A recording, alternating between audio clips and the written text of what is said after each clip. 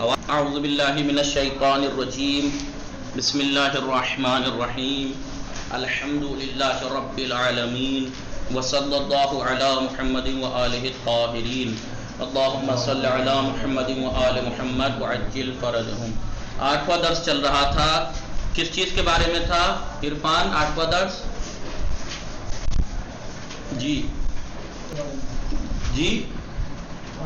وعدہ وفائی کے بارے میں ہم نے یہاں تک پڑھا تھا کہ مولا کائنات نے جو یہ حدیث یہاں پر تھی کہ وفا کو انہوں نے سچائی کے برابر قرار دیا تھا، اور اس کے بارے میں بتایا تھا۔ یہ حدیث ہم نے پڑھی تھی اور بتایا تھا اس حدیث میں کیا کہا تھا کہ یہ کہا تھا کہ کچھ لوگ ہیں، لوگ مکار اور ہیلا باز چالاک، اس کو چالاکی سمجھتے ہیں، مکاروں کو، لوگ جو ہیں وہ مکاروں کو چالاک سمجھتے ہیں، نادان لوگ، حالانکہ سمجھدار دیندار لوگ بھی یہ کام کر سکتے ہیں، لیکن خدا کے احکام نے انہیں روک رکھا ہے ایسا کرنے سے، لیکن نادان لوگ ایسا کر دیتے ہیں، مکاری چالاکی۔ اور ہم لوگ کیا ہے، ہوشیار، جیسے کوئی ایسی مکاری کر کے اپنا ہی، دوسرا تو چھوڑیے، اپنا ہی کوئی آ جائے بیٹا کہ وہ لائن میں لگا، کوئی ایسا کام تھا لائن میں لگنے کا، لمبا دیر کا کام تھا، اور وہ جلدی سے کچھ ایسی مکاری کر کے چالاکی کر کے آگے لگ جائے کسی کا حق مار کے، اور وہ کام کر کے آ جائے، ارے امی میں نے آج بڑا ہوشیاری کی، کیا کئی گھنٹے میں نمبر آتا میرا، پھر کیا کیا کہ میں نے بھی ایسے چپکے سے جا کے کہ میں تو یہاں کھڑا تھا ایسا کہہ کہ میں آگے لگ گیا اور میں لے کے آ گیا سامان مثلا، تو ماں کہہ کے ارے واہ بیٹا تو بڑا سمجھدار، ماں بھی تعریف کرے گی اس کی، اگر اسی دن 2 تماچے لگا دیتی کہ تو نے اگر 20 لوگوں کے آگے جا کے لگا تو 20 لوگوں کا حق مارا نہیں مارا، جب لائن لگی ہوئی ہے 20-30 لوگوں کی، اس سے زیادہ کی کسی کام میں، اور میں نے چالاکی کر کے مکاری کر کے 20-30 لوگوں کو پیچھے ہٹا کے خود آگے جا کے لگ گیا، تو ایک کا حق نہیں 20-30 لوگوں کا حق مارا میں نے۔ دین اس کی سخت منع کرتا ہے، کسی کا حق مار لے رہا، کتنوں کا جواب دے گا بھائی، کتنوں کا جواب دے گا قیامت کے دن، ایک کا بھاری پڑ جائے گا۔ ٹرین کا ٹکٹ لینے گیا تو بڑی لمبی لائن تھی، میں نے بھی ہوشیاری دکھائی، چپکے سے جا کے آگے لگ گیا، ارے واہ واہ واہ صحیح کیا تم نے، کیسے صحیح کیا بھائی، حق مار دیا تم نے۔ اور حق مارنا کوئی یہ نہیں ہے کہ غیر مسلم تھے تو ان کا حق مارنا جائز ہے، نہیں، حق تو حق ہے، وہ لائن میں لگے ہوئے ہیں بیچارے صبح سے۔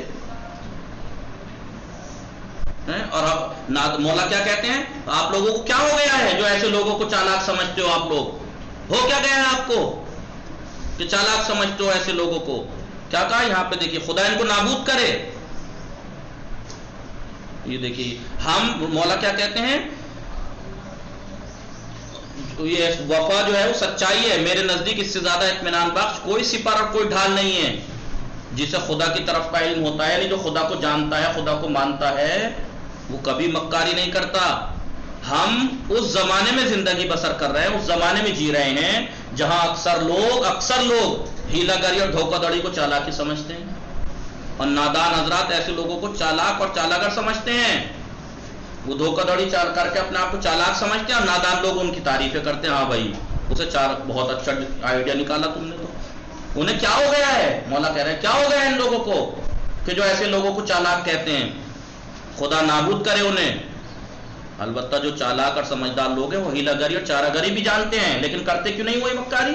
کیونکہ وہ اللہ کو مانتے ہیں، اللہ کو جانتے ہیں، انہیں پتہ ہے اس کا حساب کتاب دینا ہے، انہیں اللہ کے اوامر و نواہی اس سے روکتے ہیں، اس لیے وہ اسے ترک کر دیتے ہیں مکاری کو۔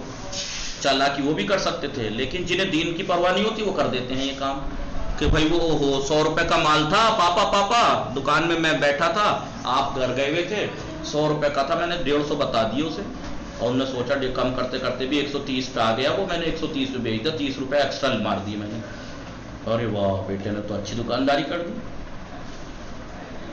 ایسے کیا ہو گیا ہے، مولا کیا کہہ رہے کیا ہو گیا ہے ان لوگوں کو؟ جیسا کہ آپ نے ملاحظہ فرمایا، حضرت علی علیہ السلام نے نہج البلاغہ کے اس خطبے میں وفائے عہد کو سچائی کے برابر قرار دیا گیا ہے، اور مکر و حیلے اور مکاری کو اس کی ضد، اپوزٹ ہے، یہ سچائی کے اپوزٹ ہے، اور لوگوں کو عہد توڑنے کو چالاکی سمجھنے سے منع فرمایا ہے۔ جو عہد توڑتے ہیں اس کو چالاکی مت سمجھو کہ چالاکی دکھائی اس نے، اور اس کو برا عمل بتایا ہے کہ ایسے کام بے دین اور کمزور ایمان والے ہی انجام دیتے ہیں، لہٰذا عہد کو توڑنے کے لیے کوئی گنجائش نہیں ہے کہ آپ عہد توڑ کے کوئی بہانہ پیش کریں، نہیں، حقیقت میں مومن عہد شکنی کرنے کے بعد، وعدہ بے وفائی کرنے کے بعد، وعدہ توڑنے کے بعد، کسی سے عہد و پیمان توڑنے کے بعد کسی قسم کا عقلی یا شرعی عذر بہانہ پیش نہیں کر سکتا، اس لیے پیغمبر اسلام صلی اللہ علیہ وآلہ وسلم مشرکین کی طرف سے جتنے بھی تمام مشکلات برداشت کیا آپ نے، مشرکین نے کتنا ستایا آپ کو، اس کے باوجود اپنے عہد و پیمان پر آپ باقی رہتے تھے، مگر یہ کہ اللہ کے صریح حکم کے ذریعے اس عہد و پیمان کو لغو اور باطل کر دیا گیا، بیکار لغو کر دیا۔ کیا کہا قرآن میں؟ سورہ برات، سورہ توبہ کی پہلی آیت، براءۃ من اللہ ورسولہ الی الذین عاہدتم من المشرکین، مسلمانوں جن مشرکین سے تم نے عہد و پیمان کیا تھا اب ان سے خدا اور رسول کی طرف سے مکمل بیزاری کا اعلان ہے۔ اور یہ بھی اس لیے نہیں کہ خدا نے کہا ہے، خدا نے بھی ایسے نہیں کہہ دیا، پہلے ان لوگوں نے وعدے توڑے، عہد توڑے، تب آیا یہ بات کہ اب تم بھی توڑ دو، ورنہ جب تک انہوں نے نہیں توڑے تھے نا تو قرآن نے منع نہیں کیا تھا کہ تم توڑو، کہا تک انجام دو۔ آیت کریمہ اور اس کے بعد والی آیتیں نازل ہونے کے بعد مسلمانوں نے مشرکین سے جو عہد و پیمان کیا تھا وہ ختم ہو گیا، البتہ اس میں وہ مشرکین، ہاں وہ ان سے عہد و پیمان ختم، لیکن اس میں بھی وہ مشرکین شامل نہیں تھے جنہوں نے عہد شکنی نہیں کی تھی، یعنی جنہوں نے عہد توڑے تھے انہی سے عہد توڑنے کا اعلان کیا گیا ہے۔ لیکن جن مشرکین نے مشرک تھے اس کے باوجود اگر انہوں نے عہد نہیں توڑے تھے اور مسلمانوں کے خلاف جنگ کے لیے آمادہ نہیں ہوئے تھے، وہ لوگ اس آیت میں شامل نہیں تھے، ان سے نہیں توڑ سکتے تھے مسلمان عہد و پیمان۔ سمجھ میں آیا آپ لوگوں کے؟ ہلو فیروز فاطمہ، انیسہ شیخ، سمجھ آیا؟ نمبر 5، ایک طرف جہاں خداوند عالم پیغمبر اسلام صلی اللہ علیہ وآلہ وسلم اور ائمہ معصومین نے، خدا نے، اللہ کے رسول نے، معصومین نے وفائے عہد کی بہت اہمیت دی ہے، وعدے کو پورا کرنے کی بہت اہمیت دی ہے اور اسے دین کے اہم ارکان میں شمار کیا، دین کے اہم ستونوں میں سے ہے، یہ پلر ہے، دین اس پہ ٹکا ہوا ہے ان چیزوں پہ۔ پلر کس چیز، پلر کو پلر کیوں کہا ہے؟ پلر کیوں کہا ہے اسے؟ ارکان، رکن کیوں کہا؟ پلر جو ہوتا ہے اس پہ پوری بلڈنگ ٹکی بھی ہوتی ہے، نہیں ہوتی؟ تو یہ دین کے پلر ہیں، یعنی دین ٹکا ہوا ہے، اگر یہ ٹوٹ جائے تو دین نہیں ہے، ٹوٹ گیا دین۔ کچھ چیزیں جو دین ہے، جن کے جو رکن ہے دین کے اہم ارکان میں شمار کیا گیا، اور پیمان توڑنے کے سلسلے میں تنبیہ کی گئی ہے اور اس سے مومنین کو سختی سے منع کیا ہے وعدہ توڑنے کو، عہد و پیمان توڑنے کو۔ وہیں پیغمبر اسلام صلی اللہ علیہ وآلہ وسلم نے ایک حدیث میں عہد شکنی، عہد توڑنے کو منافقین کی علامت میں شمار کیا ہے، جو وعدہ کر کے توڑتا ہے وہ منافق ہے۔ وہ آیت المنافق ثلاث، منافق کی 3 علامتیں ہیں۔ منافق کی کتنی علامتیں ہیں؟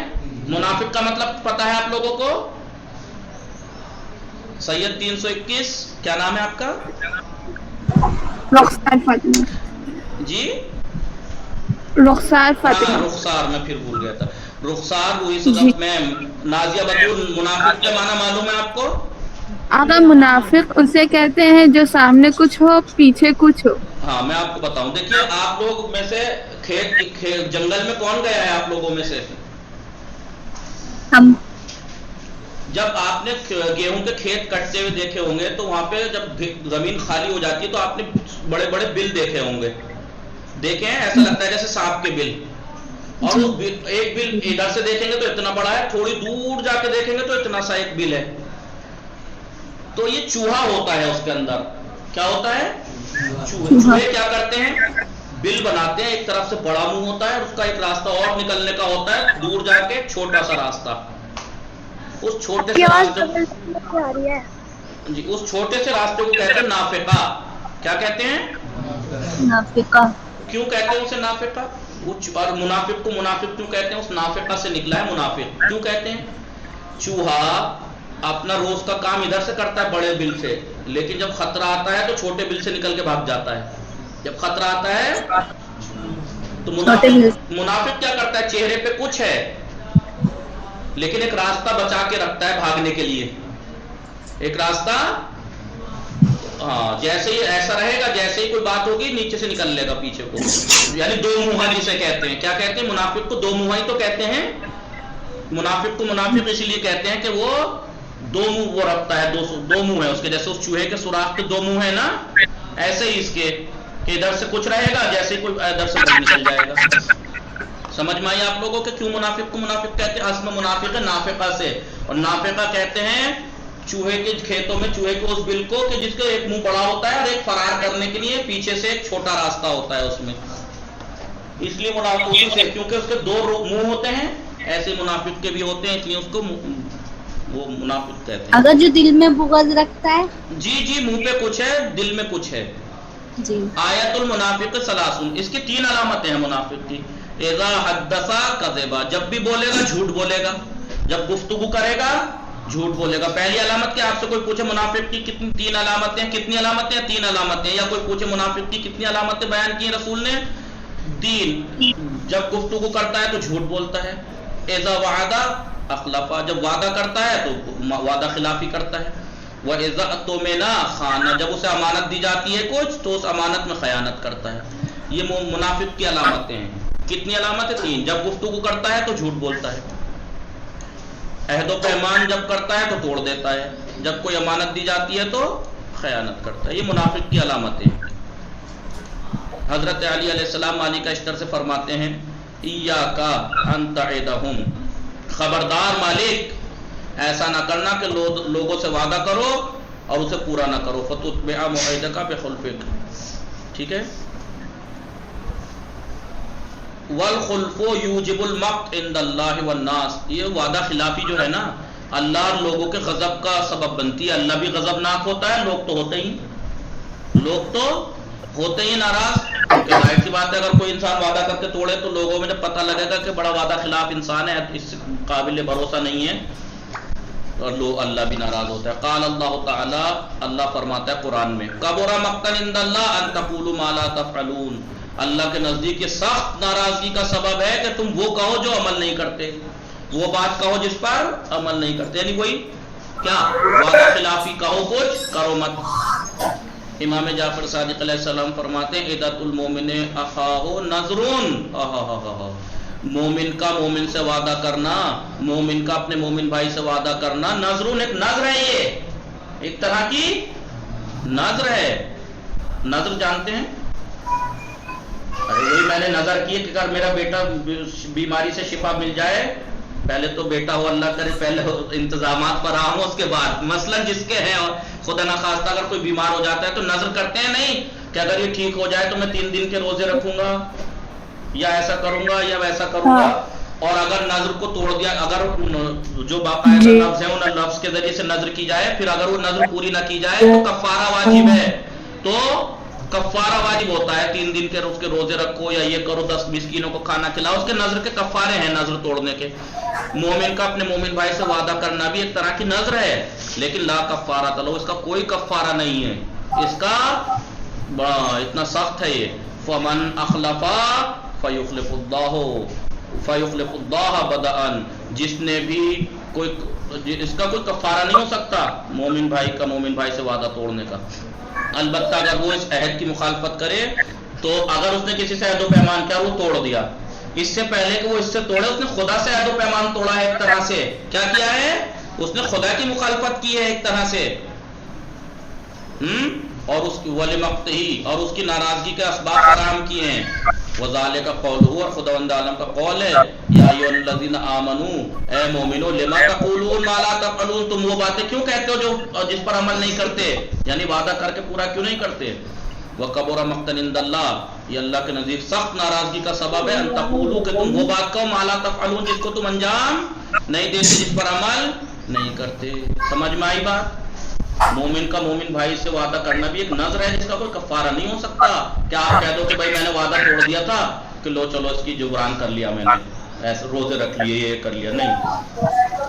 امام علی علیہ السلام اس فرمان اور اس عہد شکنی کے سخت عواقب، نتائج، ان کے نتیجے، سخت نتیجوں کے پیش نظر انسان کو صرف اس صورت میں عہد و پیمان کرنا چاہیے، انسان کو عہد و پیمان ہی نہیں کرنا چاہیے پہلی بات تو، اور اگر اس کرنا ہے تو ایسی وقت ہی کرنا چاہیے کہ جب وہ اسے پورا کرنے کی قوت و طاقت رکھتا ہو. جب اسے کبھی، آپ کو یاد ہے کہ خوشی میں کوئی وعدہ نہیں کرنا چاہیے اور غم میں کیا تھا، کوئی ایسا ہی تھا. ایک کہاوت ہے، وہ رائج ہے ہمارے معاشرے میں، کہ انسان جب خوش ہوتا ہے نا، بڑی خوشی ملی ہوئی ہوتی ہے تو کچھ بھی کہہ دیتا ہے، میں یوں کر دوں گا اور اب یوں کر دوں گا. کبھی بھی خوشی میں آ کے بے قابو نہیں ہو جانا چاہیے، خوشی میں آ کے بہت باتیں کر دیتا ہے انسان. کبھی بھی خوشی میں وعدہ نہیں کرنا چاہیے، اور کچھ تھا غم میں کیا نہیں کرنا چاہیے، فیصلہ بھی نہیں لینا چاہیے. ہاں، غصے میں فیصلہ نہیں لینا چاہیے، خوشی میں وعدہ نہیں کرنا چاہیے. امام علی علیہ السلام، ٹھیک ہے، حضرت علی علیہ السلام فرماتے ہیں لا تعد بما تعجز عن الوفاء، جس چیز کو وفا نہیں کر سکتے اس کے سلسلے میں کسی سے وعدہ نہ کرنا. اور آپ یہ بھی فرماتے ہیں لا تعدن عدتا لا تثق من نفسك بانجازها. جس چیز کے سلسلے میں جس چیز کے بارے میں تمہیں اپنے اوپر بھروسہ نہ ہو کہ تم اسے پورا کر پاؤ گے یا نہیں تو اس کا وعدہ نہ کرنا. یعنی پتا ہو آپ کو کہ میں نہیں کر پاؤں گا یہ کام پورا تو وعدہ مت کرنا. اور خالی یہ نہیں کہ مجھے پتا ہے کہ میں نہیں کر پاؤں گا, بھروسہ بھی نہیں ہے نا اپنے اوپر, تب بھی کہ میں کر پاؤں گا یا نہیں تب بھی وعدہ نہ کریں. لا تعدن عدتا لا تثق من نفسك بانجازها. جس چیز کے سلسلے میں تمہیں اپنے اوپر اطمینان نہ ہو کہ اسے انجام دے سکو گے یا نہیں تو اس کا وعدہ نہ کرنا. خلاصہ کیا ہوا اس درس کا؟ عہد و پیمان کا وفا کرنا بھی ایک اہم اخلاقی اصولوں میں سے اخلاقی اصول میں سے ہے. یہ بھی وعدے کا پورا کرنا. قرآن کریم نے اچھے لوگوں کی صفات بیان کرتے ہوئے وعدے کو پورا کرنا ان کی خصوصیات میں ذکر کیا ہے. مومنین کی خصوصیات میں سے خصوصیت کیا ہے؟ وعدے کو پورا کرنا. ایک مسلمان کا فرض ہے جو عہد و پیمان دوسروں سے باندھے اس کو ضرور پابند رہے. اب مد مقابل سامنے والا چاہے مسلمان ہو چاہے مومن ہو یا مشرک ہو یا کافر, سب سے وعدہ اگر جس سے بھی کیا پورا کرے. سوالات؟ خداوند عالم نے قرآن مجید میں عہد توڑنے کے سلسلے میں کیا فرمایا ہے؟ وہ دونوں آیتیں ہیں, فساد زمین میں فساد برپا کرنے کے برابر قرار دیا. حضرت علی علیہ السلام نے جناب مالک اشتر کو خطاب فرماتے ہوئے اپنے عہد نامے میں وفائے عہد کے سلسلے میں کیا فرمایا کہ کسی سے وعدہ کرو تو توڑ نہ دینا چاہے وہ دشمن ہی کیوں نہ ہو. پورا بات ہے اس میں. اسلام میں وفائے عہد کا کیا مرتبہ ہے؟ اہم ارکان میں سے شمار کیا گیا ہے. دین کے اہم ارکان میں تو اس میں حدیثیں ہیں, کچھ دیکھ لیجئے گا کہ اس کے سلسلے میں وعدہ خلاف کر کے توڑ کچھ چیزیں ایسی ہیں جن میں کسی کو کوئی عذر بہانہ نہیں ہو سکتا. ان میں سے ایک یہ ہے. مثلا حضرت علی علیہ السلام نے عہد و پیمان کے لیے کس شرط کو ضروری قرار دیا ہے؟ شرط یہ ہے کہ مجھے پتا ہو کہ میں پورا کر سکتا ہوں تبھی وعدہ کریں, اور اگر پتا ہے کہ میں نہیں کر پاؤں گا تو وعدہ نہ کریں. یہ 8واں درس تمام ہو گیا. انشاءاللہ آپ لوگ چوتھا درس یاد کر کے آئیے گا اور اس کو بھی دہرا کے آئیے گا. وصلی اللہ علی محمد و آلہ.